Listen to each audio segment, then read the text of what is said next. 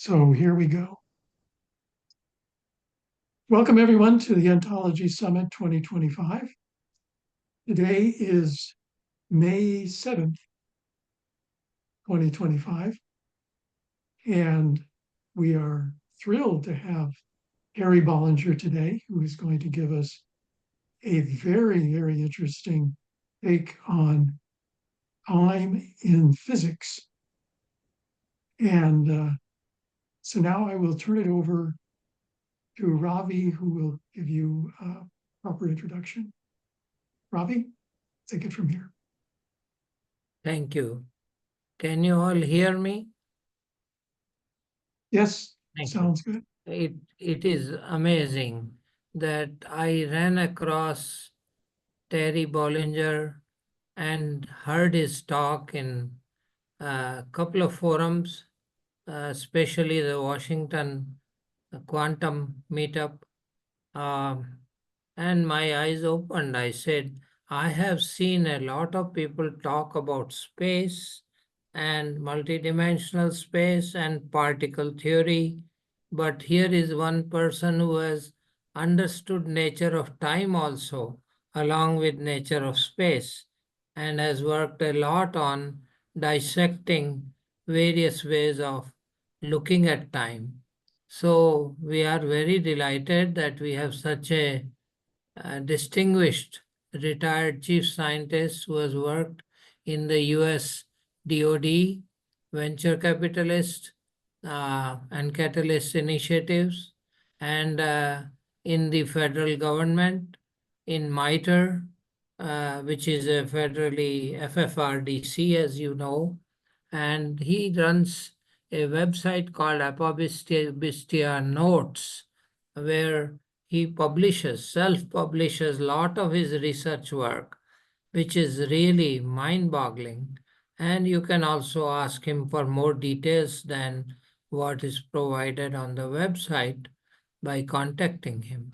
He's brought some open source initiatives in DoD, and he has worked on large language models a bit and also talked about them. I mean, the amount of qualifications are full page in a brief form. But to me, today, for our summit, he brings immense insight, something like that of a metaphysicist, mathematician, and a physicist, and takes us back to days of relativity and the concept of time in space-time and other scenarios. So it gives me immense pleasure to bring our last speaker of this summit for track 4, Terry Bollinger. And we will request him after today's talk, I'm sure we'll request him to come back and speak to us again. So it gives me great pleasure to introduce Terry to all of you. Please go ahead, Terry, and share your slides. Thank you. Thank you, Robbie. That's very kind.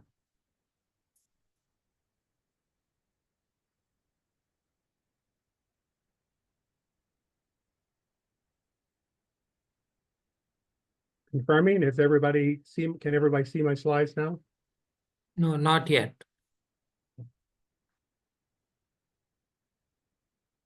That green button and share.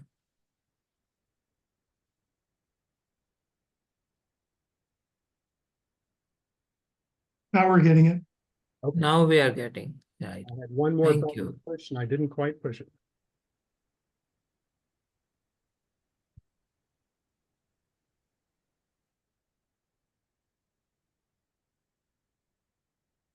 Are we good now? Looks Okay. I'm good. able to see. Okay. I'm able to see. Ken? Yep, everything's good. All right. Perfect. Let's get started then.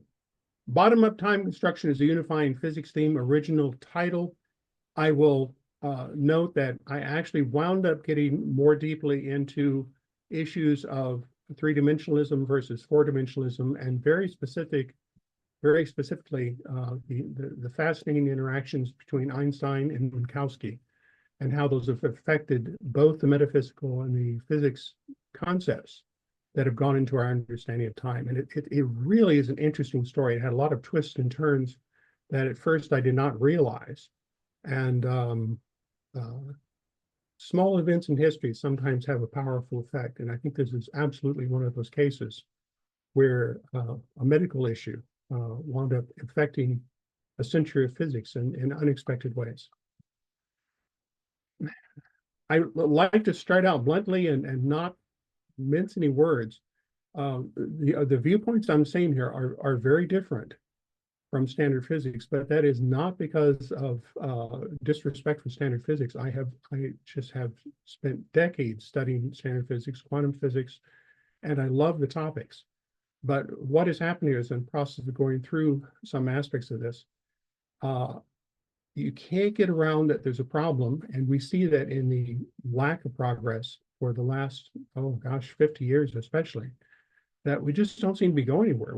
We generate a lot of noise, a lot of papers, but we don't make experimentally predictive results, and we lose that feeling of realism that was so profound in the early days of physics. And I think there's some reasons for that. And in particular, here's a heretical statement right here. I'm talking about some sloppy math in Minkowski's spacetime. How can I dare to say that? Because Minkowski's math does not encompass the entire problem. If you encompass only a subset of the problem, what happens is you get a correct result. I mean, there's the Poincare transformations, they work. That's not the issue. The issue is, when do they work and when do they not work? And if you don't look at the full problem, if you don't mathematically try to quantify everything, you wind up with problems. And this is very much a case of that. Continuum math is what I would call an epistemic error, in the sense that it postulates things that your model inside of your head says, okay, that has to be correct. But the actual data doesn't support that. And the simplest example of that, is an incredibly simple example, is classical continuums worked until we got down to atoms, and then they didn't. And then all of a sudden, everything got fuzzy. So there was a choice, and people talked about it at that time, said, well, does it continue to be point-like after that? Is there a point hidden in that cloud? This was a discussion point once upon a time. There's a quote I still need to track down from one of the greats about just that issue. But it went towards the idea that, yes, everything is a point, and we'll go from that. This created this idea that continuum math is always applicable at every level, when the actual universe and the actual data always says, no, I'm not going to give that to you. You can't have that level of detail. You get down to the atoms, then things start to fall apart. This leads to an idea of what I call a sparse universe. And it's an incredibly simple concept, is that the universe has a finite amount of information. It's not a many worlds universe. It's not an infinitely detailed universe. It's not all of these things that require unbelievable amounts of information storage. And you can tell my computer background coming through this, you say, every storage device I've ever seen required matter and requires some actual, substance to it. And the universe seems to behave the same way in terms of what we see from the data. You get a certain amount of mass, you get a certain amount of information, you can't store anymore. That's it. You have a finite limit to how you do it. This is just taking that idea seriously. So it's what I call the sparse universe.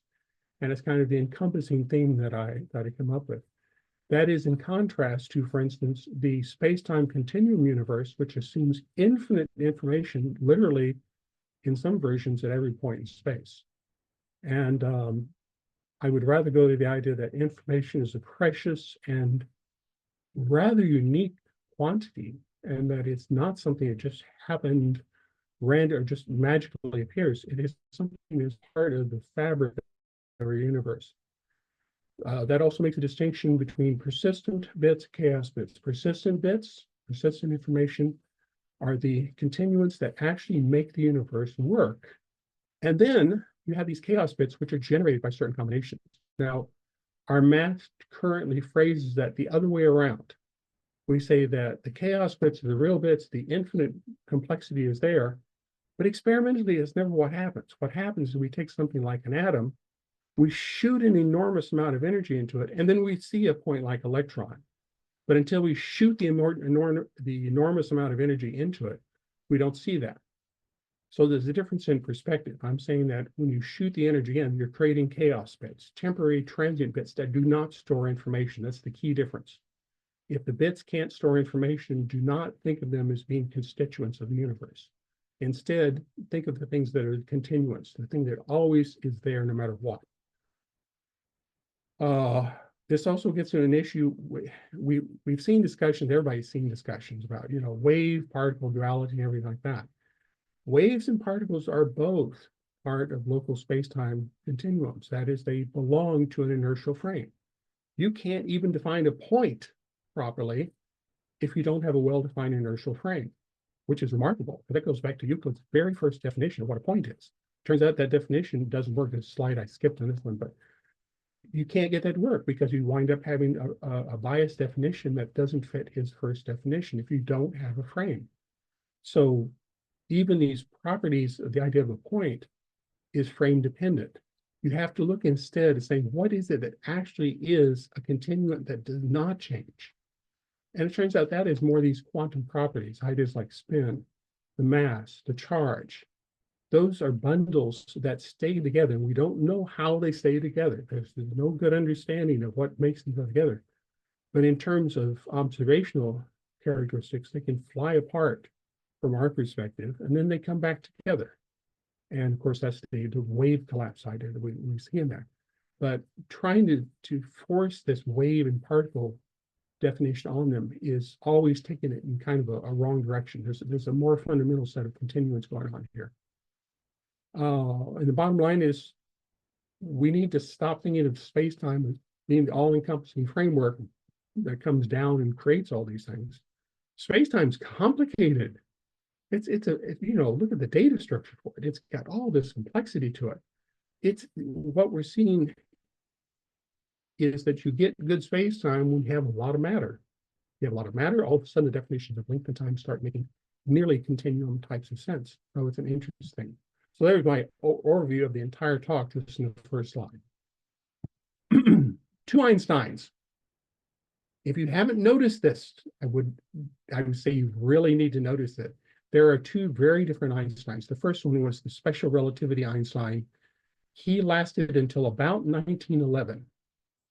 And he was adamant to use clocks. He was adamant to use rulers. He refused to analyze anything except in terms of actual devices. He was an intransigent realist. He said, if you can't do this, I don't trust the result. So he has these objects. You have the ends of these objects. We have processes like the synchronization. And it's just, this figure is from his 1911 talk, which again, the figures don't exist in the talk, but this is a very careful representation of what he talked about in that talk. This is how he shows that Lorentz contraction is measured by clocks, by actual clocks. And even more interestingly, he said you have to synchronize clocks. If we phrased what he said now, we would call it a program. We would call it a process. And a rather complicated process because you have to have a master clock. You have to have a cloud of clocks that he goes out there and synchronizes through a fairly complicated process. And then you send the object through that cloud. I had used in my own work the idea of a clock cloud, a whole bunch of small observing particles quite a while ago. And I was delighted when I found out that, and I did not know this, I was delighted when I translated this German paper to find out that Einstein had done the same thing. Why this paper was never translated in English, I don't know, because it's a marvelous paper and shows the complexity of his thinking up until that point. But 1911 is a critical time because after that, he pretty much abandoned clocks. which is surprising in its own right. But pre-1911, and actually more specifically pre-1908, up until the end of 1908, Minkowski came out with a different interpretation that everyone knows, Minkowski spacetime. Of course, spacetime is not Einstein's concept. It was always Minkowski's concept. Einstein did not like it. He did not like it one bit. So the most famous quote is, "Mathematicians have invaded my theory of relativity. I no longer understand it myself." Now, you can spend it saying, well, Einstein was a bad mathematician, and that's the problem. That's kind of the arrogant way to do it. That's nonsense. Einstein said that because he knew he couldn't get precise results without going through some elaborate procedure like he described. And then when he looked at it, he said, like, what are you talking about? You have no reality in this. Is that you have an abstraction, but there's nothing solid there. So this bothered Einstein a lot. His quotes are interesting to track down who actually said it. Superfluous learn, and I can't see in my own slide. Superfluous learning. I'm trying to read my own slide, and there's a little bit of covering it on this. The most brutal comment he made was when he talked about, "This has been elegantly done by Minkowski, but chalk is cheaper than gray matter, and we will do it as it comes." Ouch, because in his famous talk, Minkowski had made the comment that with a hardy piece of chalk, I can draw 4 world axes. Pretty much Einstein was saying that Minkowski was using the chalk for his brain. This was extremely sarcastic. And Einstein was not impressed at all. So that is actually the bluntest comment I came about just how much Einstein disagreed with the approach that was being taken by Minkowski. And again, the reasons for it are a little more complicated than I think people realize.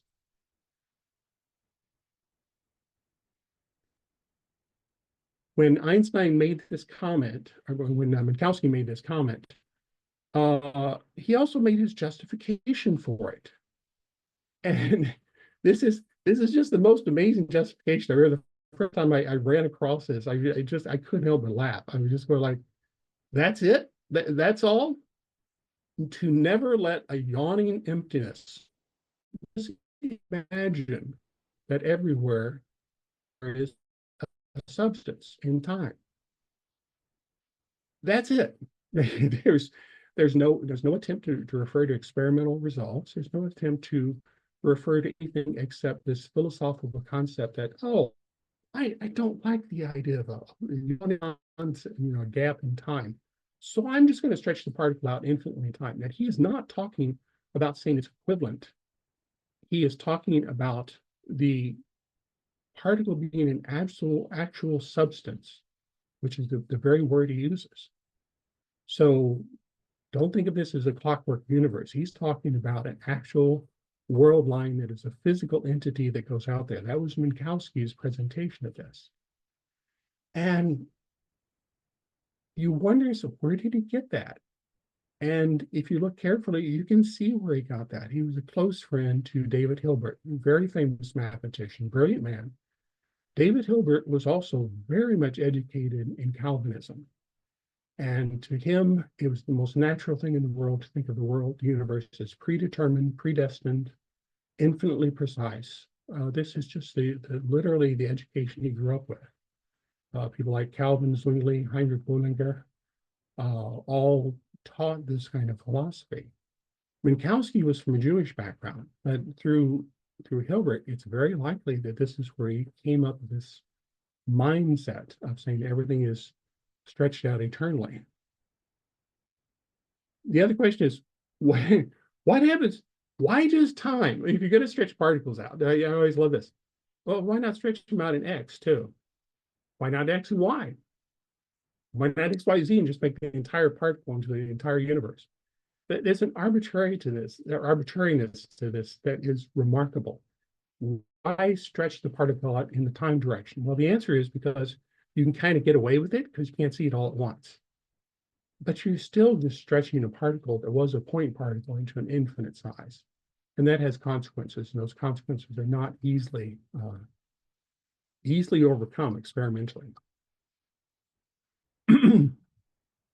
Infinite mass is a problem. If you take Minkowski's idea of a substance seriously, which nobody does in terms of experiments, there's a dichotomy here. Why do you take the idea of infinite world lines seriously in terms of trying to say how physics works, but then you never bother to try to get an experimental test to determine what that world line looks like?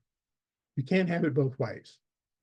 So if you say that a particle is actually an infinitely long string in time, that has consequences both in relativity and quantum physics. For one thing, you can no longer determine the mass of the particle, because which part of that infinite string are you looking at?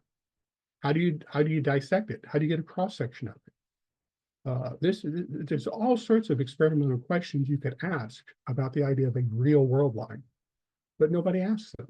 They just say, okay, it just, that's the way it works. And this is the danger, that you can't just throw out something that radical of an abstraction and not bother to quantify it experimentally, which, as you can see from Minkowski's quote, he didn't bother that. This is why Einstein was so sarcastic. He was not impressed. He was going like, for reasons I think very much like this, he was going like, what are you talking about? What is this substance? What is this yawning emptiness? Does your chalk justify your yawning emptiness? And he was bitter about this. So foliation, that's where you slice across. Also, take your choice. If somebody wanted to put an experimental program to look for world lines, they could. No one is bothered. Now, a curious thing then happened. Einstein completely flipped. And it was about 1911 when it happened. 1911, that paper was the last one where he seriously worked on the complex formalization of the clock, which was getting very messy. And I'm sure he was extremely frustrated with it, because it looked like a giant computer program. It looked like a giant process. And he was hoping for something simple and that's it. Instead, he's getting this complicated he's getting this complicated process to replace the simplicity he was looking for. So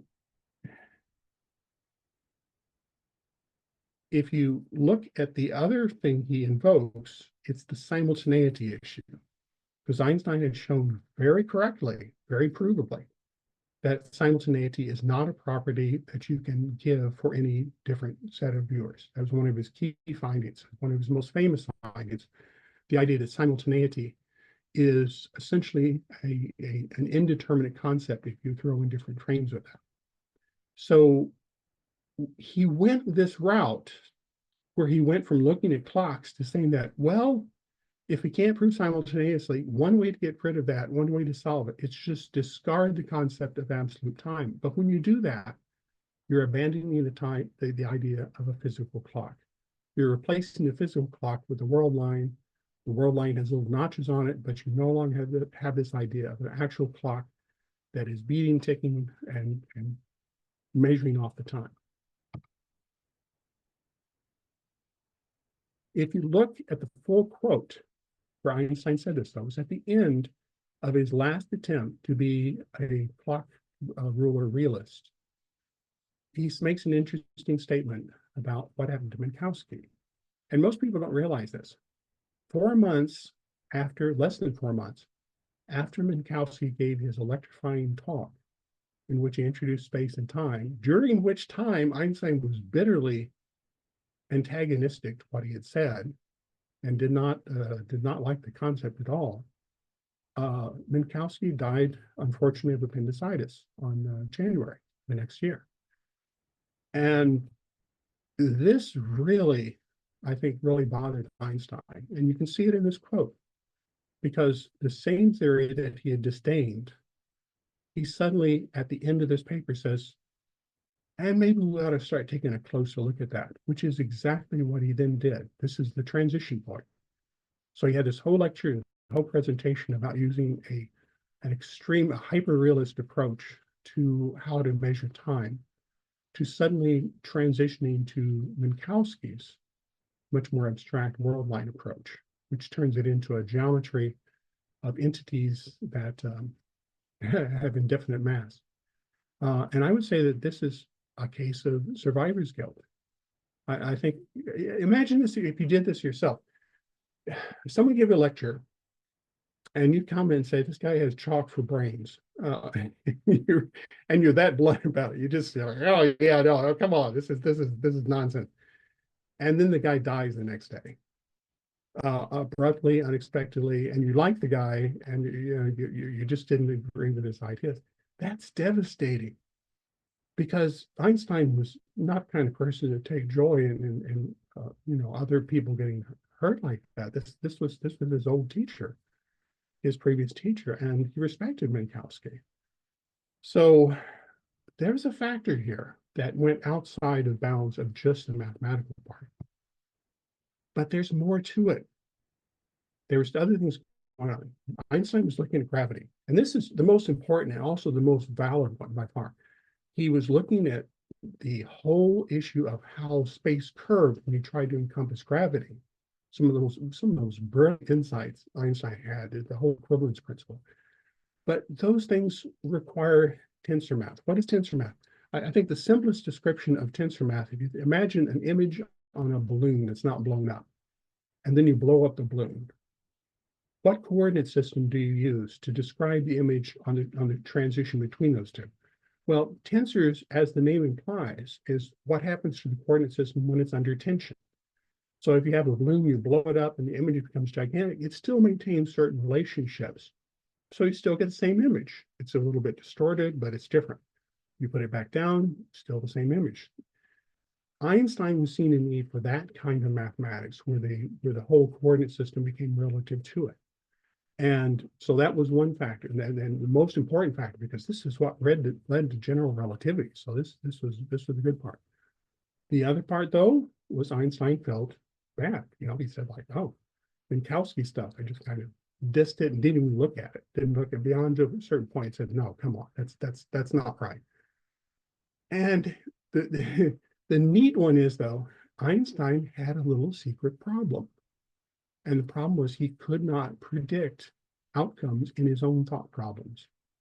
Literally could not predict them. You know how you can tell that? Because he never put clocks in them. Einstein put clocks in everything. But like that figure I showed you earlier, he put clocks here, he put clocks there.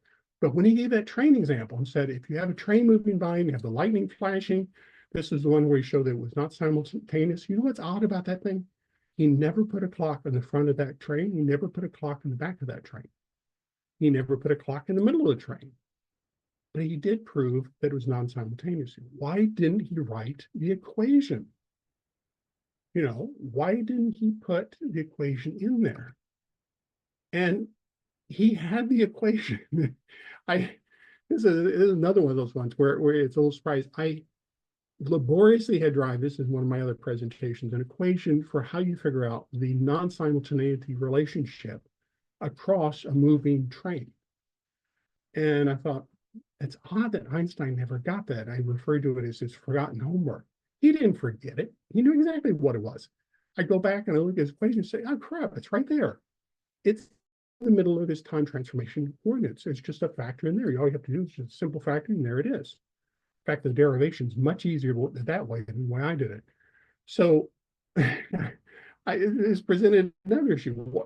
If he knew it, why didn't he quantify it? And this gets sneakier, and it goes back to another little problem, which is that he had a couple inertial frames that he assumed very reasonably could share a same coordinate origin. Why not? Why, it seemed like the most obvious assumption in the world. And in fact, it was so obvious that as far as I can tell, Einstein never thought to go back and re-examine that assumption, because it's such an innocent sounding assumption. He makes the two coordinates into the same thing. Oh, the first, and I skipped over the first one. The first one is the idea that objects do not suffer permanent changes. I get into that more in another presentation, and I'll have some slides on this. That's just not true. When you do a Lorentz contraction, If you do it with satellites, you have to do the Lorentz contraction ahead of time, not after or during some point. You have to do it as an actual physical step of moving the satellites closer together. That's the most vivid way I can say why it is a physical transformation, because if they're in large distances in space, you get separate objects doing it, you have to put them together. So they do suffer a permanent change, and that's important because it makes a difference on his own derivation. And with these issues about that, and I just realized I've got the same title on two of those. Sweet one is the same. Oh, no, my apologies. On the third one, where it says objects suffer no permanent changes, that is a huge typo. That should be saying that he made the assumption that the speed of light is the same in both directions. So I'll make a change to notes on that. But that third one, read the text of it, not the header on that. This is an assumption that was important for distinguishing with Lorentz's situation. It turns out, though, that again is an assumption that causes interesting problems with the math.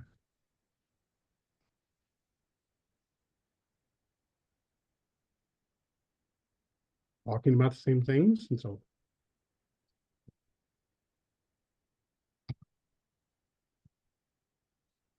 the point of if you're trying to deal with the simultaneity equation, you need a technique for dealing with this. And the particular technique that helps to make these a lot easier to understand is something called a light clock or light pendulum. This is a particular version of a light pendulum that I call a light clock, javelin clock. The idea is that you have light goes out from a pulse emitter, goes back, measures out a certain distance, comes back to a detector, measures out a certain time. The nice thing about a javelin clock, a light clock, is that it simultaneously measures both space and time for the frame of motion that you're in. So it's a very handy little device that, as you can see in this thing, if you put the time dimension out here, you get a length that's determined by where the mirrors, you have to adjust the mirrors so they have a certain relationship. Then you adjust the, to make sure that they get simultaneously received. And that also gives you your clock time. So in one combination, you wind up measuring both space and time, and you're doing it using light in a vacuum. So this is a value that remains invariant for all situations. You can apply it back to the atomic level, but it gives you a large scale way of representing, looking at these issues. What happens if you move this thing? If you have it moving at 0.6 C, here's what it looks like. This is the actual diagram of how the light flow works. And you can start to see why there's some strange issues that get that happen with your light clock at this point. You're literally, the mirrors are literally running towards and away from the initial pulse of light, because you've seen everything from the initial launch frame. Speed of light is invariant. So the second mirror, you don't get, the light pulse doesn't hit it till much later in the future. And if you want to understand where time dilation comes from, in terms of observing a moving object, this is it right here. You really need no further explanation. If light is invariant in your perspective, and then you have this trying to get this synchronized in that, you can't help but have a delay because you're running away from the light beam. And you wind up, by the time you average these two together, you wind up getting the relationship you expect with Lorentz time dilation. Now, what's interesting is Minkowski saw these same trapezoids. If you look at, especially the one on the right, the one on the left is essentially a clock at rest. The one on the right is a clock that's in motion. So this is directly from Minkowski. The only thing I've done to Minkowski's diagram here is just add the yellow to highlight the trapezoids that he was using. But Minkowski never explored that further. If he had gone a little bit further with this and looked at the light beams that are inside of those rectangles, he would have found out that there's an invariance going on here. And if you look at the area, each of these rectangles, the purple one, the blue one, green, yellow, red, all of those are the same area. It's a curious little invariance that you get with these clocks. So it's unfortunate that Minkowski didn't explore this a little bit further, because he hints at it, but then he went off in another direction and didn't correlate this to the actual devices. And if you look at it even closer, here's where you get to the non-simultaneity issue. Because in terms of what the person moving sees, he's getting a single set of results at all times. He sees simultaneity as defined by those two mirrors.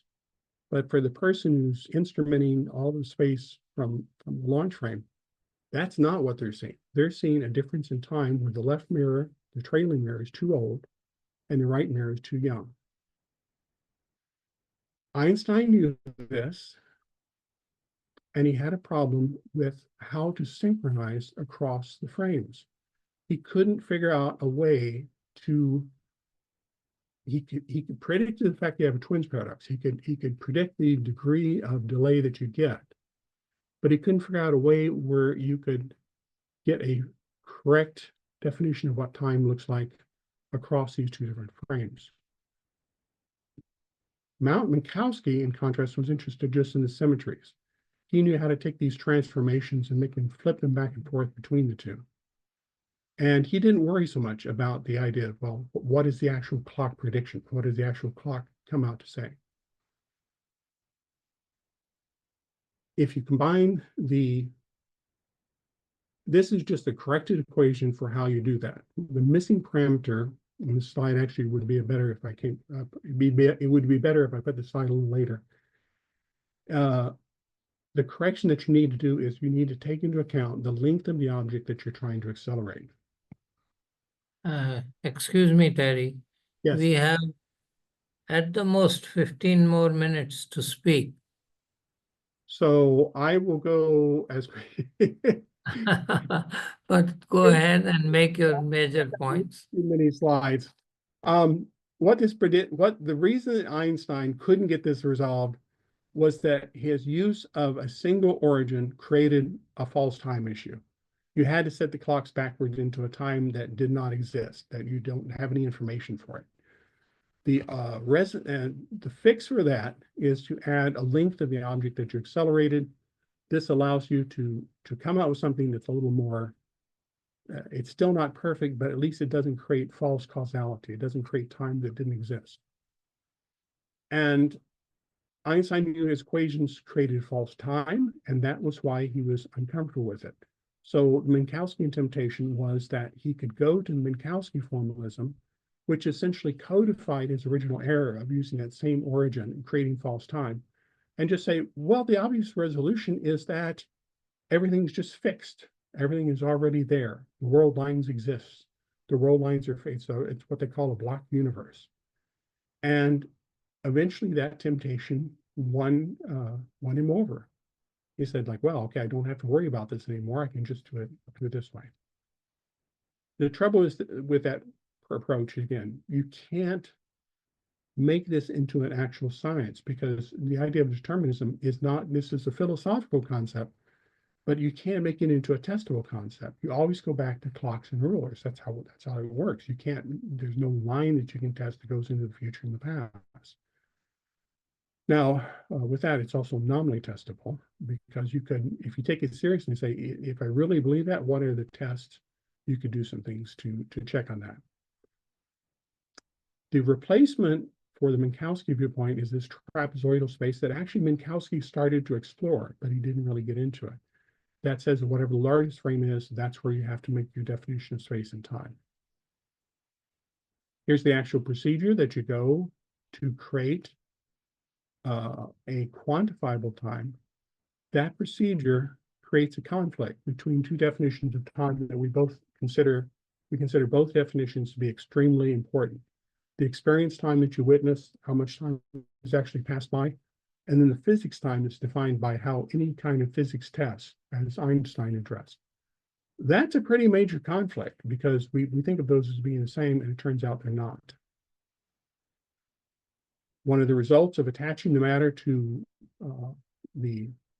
attaching space and time to the matter is that you get these shapes get this fractal structure in which you can never get outside your light cone, but you do have to have different definitions moving on in these different parts. You wind up with a fractal universe as a result of that, in which you don't have the same orientations of space and time. Sometimes it frames that are quite large. This is somehow related to some of the dark energy issues, but it would be interesting to explore this further on that.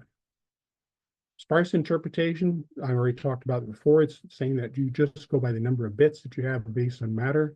You abandon the concept that space is anything more than a relationship between particles. So how do they interact with each other? We don't know that. We don't understand that part. That's what we need to look into, is how are these relationships done before the definition of what we usually think of as space and time. You still have change, you still have separation, but they're not the same definitions that we use in an information universe.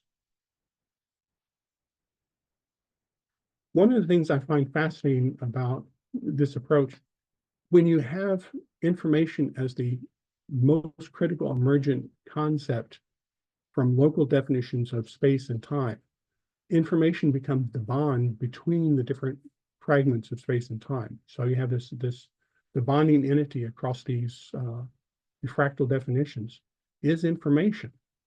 And that in turn says that representations that we use in information are more fundamental than we probably would expect.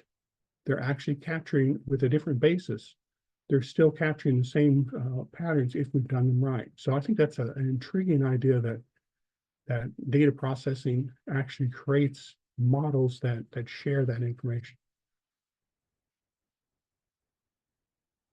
Continuum math is a problem because it generates infinite information and the assumption that infinite storage is there. Blocksphere is one example. It's very easy to arbitrarily assume infinite detail that does not exist. And it's harder not to, but that's where the direction we need to go. Different area, I'm going to okay, so I've just gone through relativity. So now I'm just going to bring up quantum mechanics. Yeah, right. Okay, so a little bit too short in that. Einstein was the one who came up with the concept that photons are particles. It's a very reasonable deduction. It does not match what we actually see. It does match this picture, which shows you an electron or a particle going to a particle chamber. The trouble is that you're bumping the particle, that you're making it go into these different detections as it goes through that, because each time it does that, you get a detection. If you do the same operation in a dark vacuum, you do not get the same result. Well, this is not an it's not an abstraction. This is an actual experimental result, that what you see in this figure is not what you see if you let it go without detection, without light, without particles. You'll instead get diffraction effects. And that's easily lost. And you can see the temptation to make everything into a particle as it's traveling, but that's not what we see. The result in this is the assertion that you don't need to get exotic about what quantum collapse is caused by. Anytime on any experiment, if you bump it, you get a wave collapse. If you transfer momentum, if you create a little bit of momentum, you will get what is a detection. And you can talk yourself out of that by all sorts of complicated arguments and try to make the world more quantum than it is. But the realist view is no. The way you get it quantum is to keep it from bumping into anything. You keep it from doing these little momentum transfers. You'll see that persistently when they try to make interference effects with large molecules. So you have particle abstractions, same idea here, that if you have light in the box, all of a sudden you detect it. It's not the same effect. The diffraction effects change depending on whether you have even the tiniest bit of a detection. Quantum collapse is not always quantum in scale. If you have the sun shining on a satellite, it has a reflector. It reflects the light back in the other direction. The satellite requires momentum from that, and in doing so, it also restricts the wave function to a smaller area of space. It has actually collapsed the wave function. So this is not always on a small scale. If you have coherent reflection, you get human scale versions of this. I'm The other reason to point out momentum is momentum has a remarkable property that you can create almost infinite amounts of it in pairs from extremely small amounts of energy. This is where you get the effect in quantum mechanics. Observation seems like it's magic, but it's actually just very small amounts of momentum that have negligible effect on the energy involved in the system. That's an important point because it adds to some of the mystery that we see about what quantum detection is. Linear momentum is not quantized in the same way as energy is. And that's an important recognition for how these systems work. It also affects issues like Schrodinger's cat. In this sparse interpretation, the cat is either dead or alive. It's bottom up. It doesn't care. It knows whether it's dead or alive. But its position, space-time, is a created entity, and that does matter. So even though the cat is dead or alive, as long as the cat isn't bumping into anything, it can interfere. It can reflect. The underlying relationship is something that we need to look at a little more closely. It has I love the word Nirakar, devoid of shape, devoid of form, is an apt description. Absolutely conserved, and that's where the properties come from, but it's also unshaped and not what we think of as a traditional object. Classical mechanics is all about shaping this into the forms that we see, that we think of as rulers and clocks. And there's some interesting physics going on here that until we recognize that they are neither particles or waves, you can't really get to that. Space and time are secondary relationships, information sparse. Continuum math is an illusion. It doesn't mean it can be a very good illusion. If you're in solid matter, you might as well just call it continuum math. But if you're in sparse situations, like individual particles going through space, you should not be accepting continuum math as the best representation. The continuums are quantum numbers. Particles are interesting because I showed in that earlier picture. What we think was a particle like going through a bubble chamber is actually a sequence of concurrent occurrent events, current processes. They have this continual sequence of these processes. They give the illusion of a particle at the large scale. A lot of classical mechanics is defined in just that fashion. Clocks are nothing more than recognizable cycles. The smallest recognizable cycles, and you can build them with just a small amount of information. Here's some cubes, so different scales of cubes. Why are those relevant? Because it turns out that's the basis, apparently, of where fermions come from. All of the fermion models can be mapped into a very simple cube pattern that follows the ones that I just showed. When you take these patterns and just look at them in face value and say, what is the data saying about charges in these systems? You come up with these simplified versions of particles in which they have combined charges of electric and color. And these, as a hypothesis, are related to time, which obviously I don't have time to get into that. But this makes an intriguing way of getting bottom-up time. The idea is that a proton, for instance, it actually has its own definitions of time competing with each other internally. It has each one of the color charges corresponds to its own attempt to get a direction of time that is not the same as the one we use. It's only when you have the synthesis of all three of those that you get the electric charge, which turns out to be a sum of these three. So it's a hypothesis, and notice I call this one hypothesis. Kind of blunter about some of the other things about sparse being an approach we need. But this one is an intriguing one for exploration about where time emerges all the way back at these individual particle levels, that you have little clocks competing with each other is a fascinating prospect, and also provides structure to the universe. Okay, so persistent bits, chaos bits are generated by process. Try to get a mathematics that uses sparse bit physics. That's harder. It's like taking a smaller number of Tinker Toys. How do I make these work to give all this complexity? It gets harder if you have to try to do it with a sparse approach. Final summary. Watch out for math that is too beautiful. The Minkowski space-time. is beautiful, but it is also an oversimplification. You can't get around that. It doesn't deal with acceleration. It doesn't deal with how the frames come into existence. It doesn't deal with how they relate to each other. And it turns out it's perfectly valid for very narrow cases, like a muon going through a spaceship follows the symmetry. A muon outside of the spaceship does not follow the symmetry. It is a much more complicated equation. And until you recognize that the universe is more complicated, you have to be careful about these abstractions. Once you do that, you're forced back into what, but you know what? That's where it's coming from.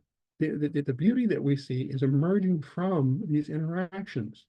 And until we understand how these processes wind up creating these persistent properties, it's hard to get a good feel for what we're trying to understand. I think it's one of the reasons why we've had this block in physics for the last 50-some years. With that, too many slides, too short a time, and I'll wrap it up with that. Questions?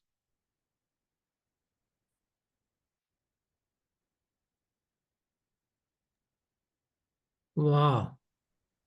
The pace increased a bit faster towards the last few slides, 20 slides or so. We're trying to catch up with it. Yes, it is hard, but it is fantastic presentation. I have a lot of questions, but I am going to request John Soa, our distinguished member and trustee, to be brief and to the point of this talk and address the speaker with his questions. You probably know about John Soa, but Okay. if not, I will tell you later. Yeah. Okay. Well, I took graduate level courses in quantum mechanics and relativity many, many years ago, and but all this has passed by so rapidly in 1 hour. It's basically a summary, a 1 hour summary of a graduate level course, and so there's a huge amount of points that just went right past. So I would ask about the one sentence, the top sentence in your summary is very important. There's a danger in math models that are too beautiful. And as you know, the title of this this seminar series is about ontology and representations in nice, precise mathematical ways. And some people are trying to push the math far too beautifully, far too precisely than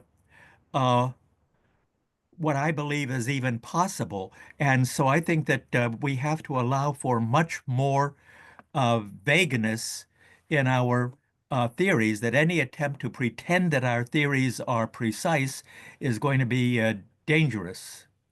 I'd like to know your comments about that. I absolutely agree with that.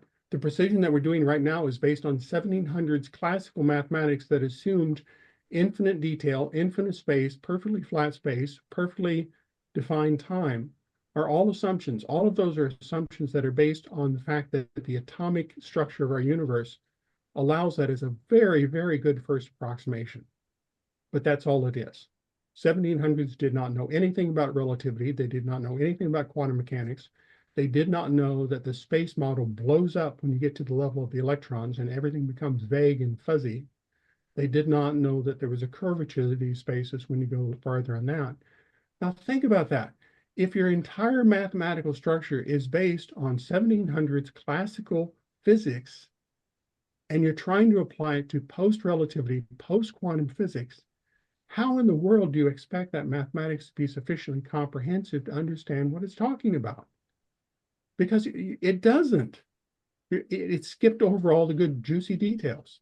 It just gave them all as assumptions. It assumed that infinite detail is fine. The biggest one that gets me about classical math is its just total disregard for information storage. It just doesn't care. if you want to have infinite density of bits on a block, one end of a block sphere, and you have 0 or just 1 bit on the other end, that's just hunky-dory. No, it's not. No, because you're using a representation that is drawing mathematical fantasies that have nothing to do with the physical world. Because block spheres are quantum bits. They're something simple. They're not infinitely complex. I saw a fellow once, he sincerely was trying to put general relativistic curvatures onto qubits. Why? Because the math model said he could. But no, No. that's not realistic in terms of how we actually do it. So yeah, a blunt statement. We're using 1700s math with an utter indifference to information density issues in particular. Very good. This insight. Fantastic. I think we'll come back to this point, but Janet has her hand up. Yeah, this is wonderful.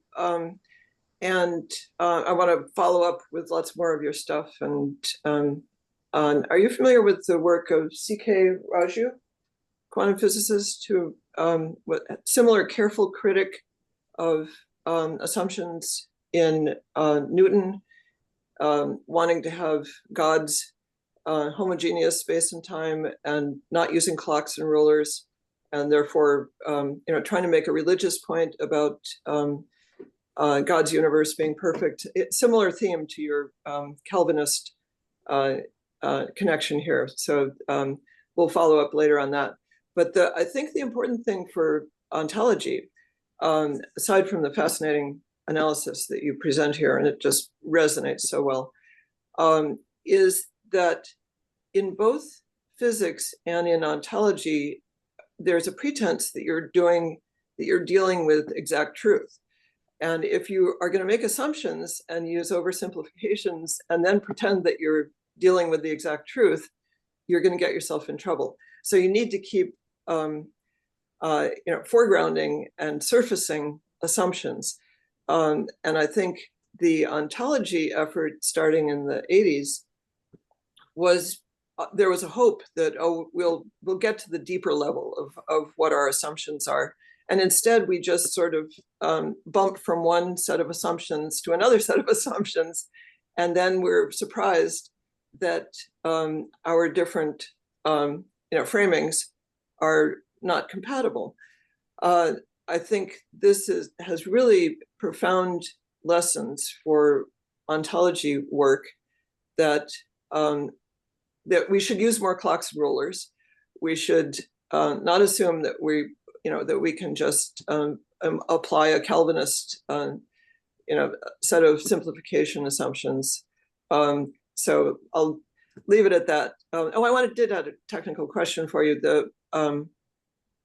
Your p bits and c bits and Nirankar entities. So how are those three concepts related? The persistent bits are essentially identical with mass energy. Every bit of mass has a certain information capacity to that. It also acts as a clock. So matter is the one where you get the p bits. The example I usually give on that is a proton. The simplest model of a proton is 3 quarks that connect together using a color force. And that was the original model. And since then, they've turned it into an incredible swarm of gluons and stuff and things. It's always going on. And I would say that those are chaos bits. It's not that they're unreal, it's that they're only real, for instance, in time after you insert incredible amounts of energy, which is what we do experimentally. But then they take that and say, oh, but that's how it is all the time. Right. And saying like, no, maybe it's right. I'm very happy with how it is, and it's not some enormous complex of things. It's a potential for do that. So it's a switch in perspective. Okay.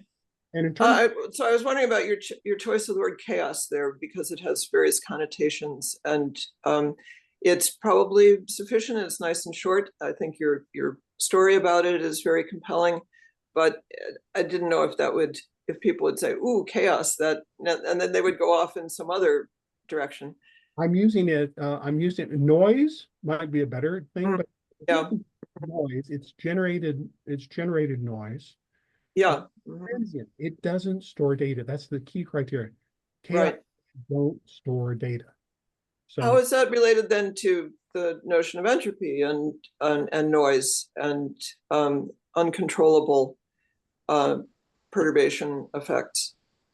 somehow in here, Boltzmann had it more correct than I think than any physicist, certainly than Mach. Mach was a perfectionist and he wanted a perfect universe and drove Boltzmann to suicide as a result. Uh, He was the one who said that from that chaos, from that interactions, it's where these invariants emerge, like time. And right. I think Boltzmann just really had it right, because the added ingredient that I would toss into there is this just a simple idea that ordinary momentum is the binding force that allows all these things to interact, come to a conclusion, and that conclusion is what we call classical physics. Mhm. And I think there's power in analyzing that in more detail and saying, well, how do we get that? So the chaos is part of how it stabilizes, but there's some kind of, if you can think of it as quantum mechanical computation going on here, which certainly is true in biological cells. They seem to have figured out how to control that. We haven't yet.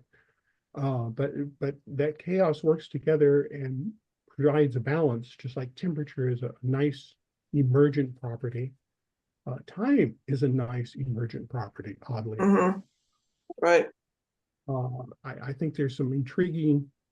By the way, you asked also about the Nirakkar. The Nirakkar, that goes back to the idea that conservation principles are the deepest that we can go in terms of how the universe is structured, and they are extremely rigid.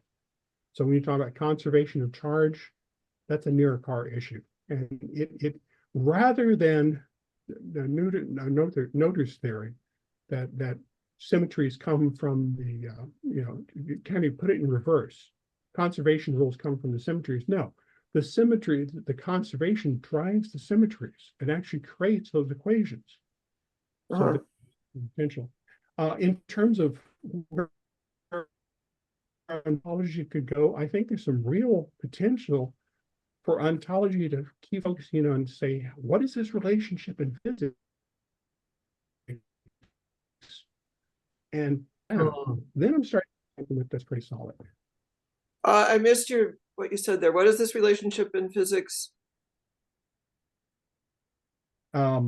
Relationship in between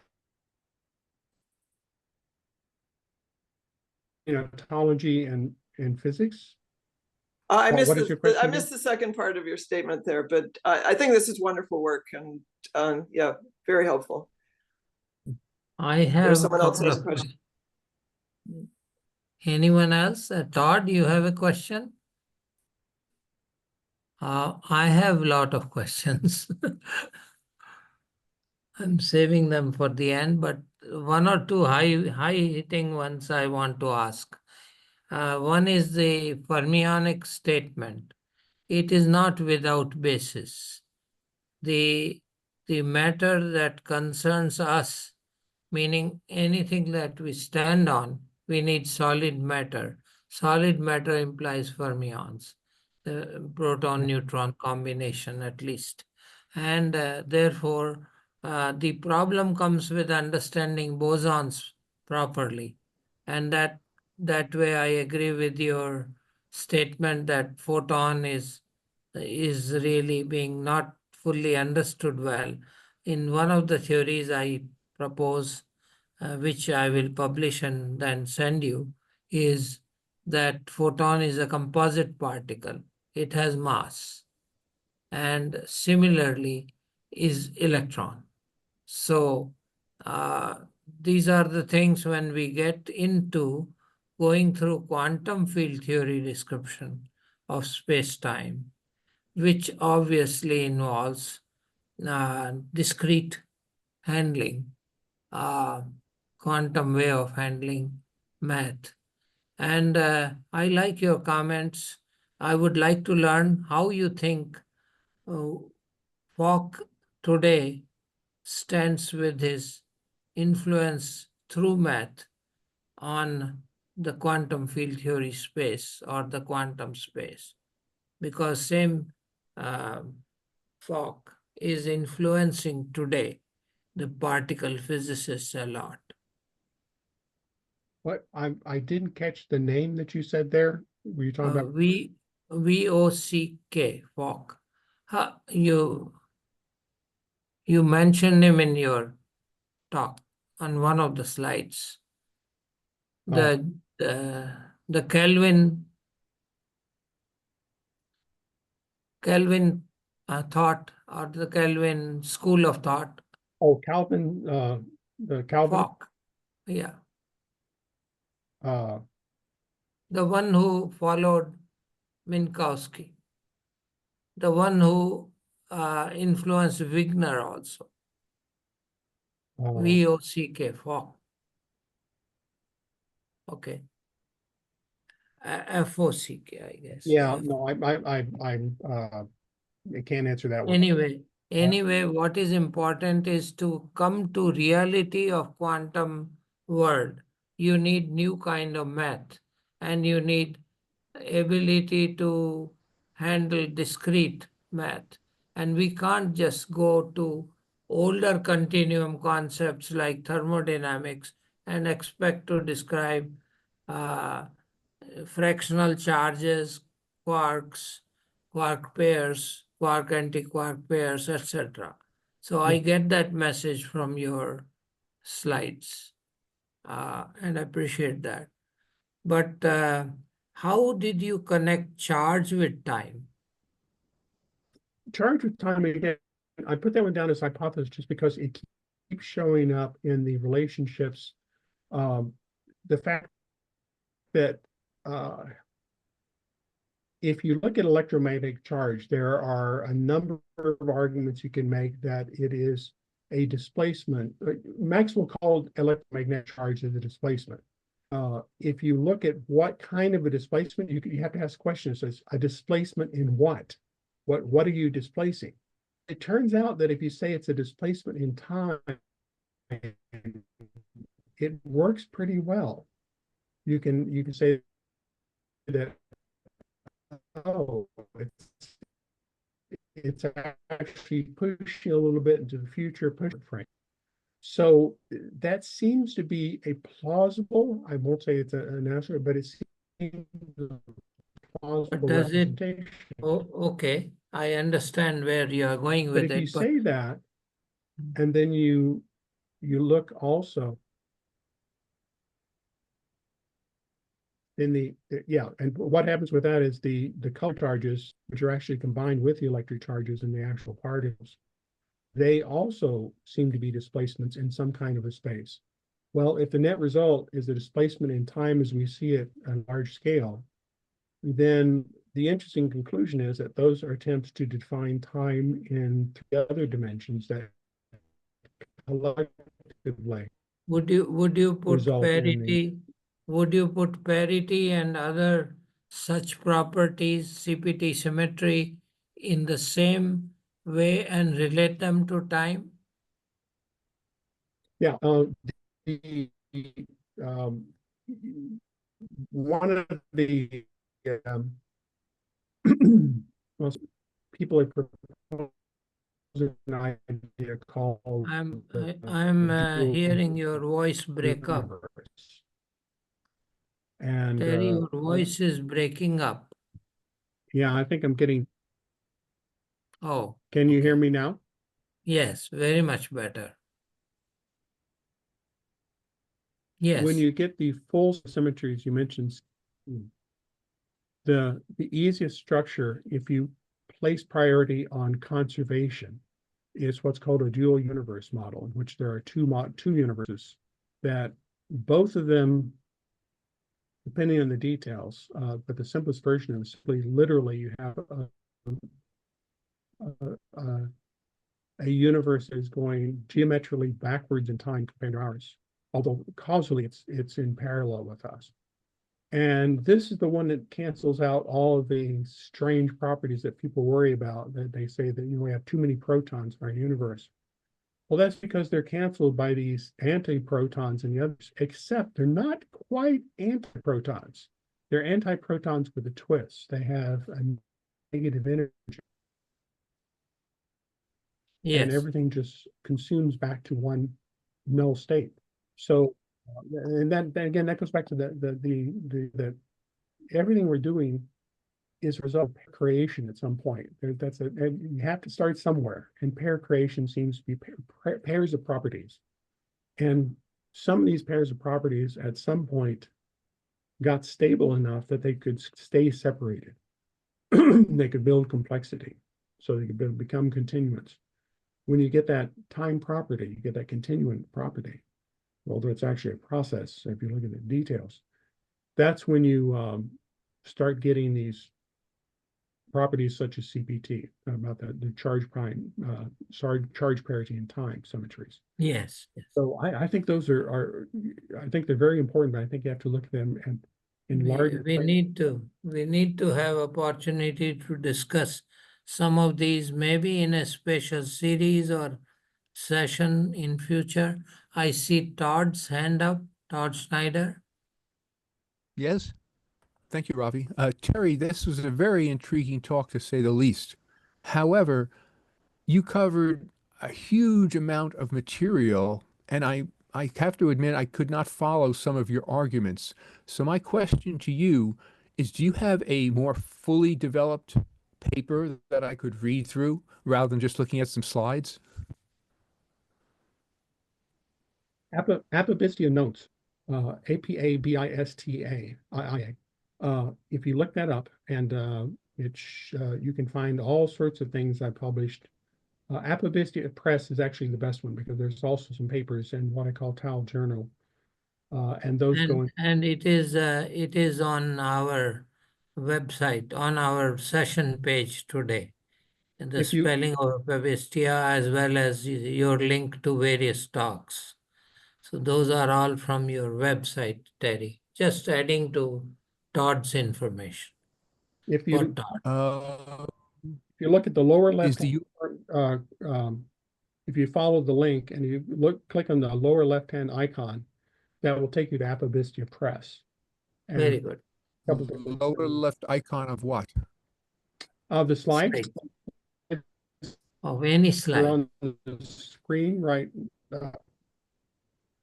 You Any of look the at slides. All The right. little green, blue, and yellow. Ah, I see. Green. You click on that. Yes, got it. But it also shows you the Got spelling. it. Thank you. Apabistia Press is the more complete one. At some point, I found it. I desperately need to write some Thank you. books. I'm working with someone There's about that. there's tremendous amount of information.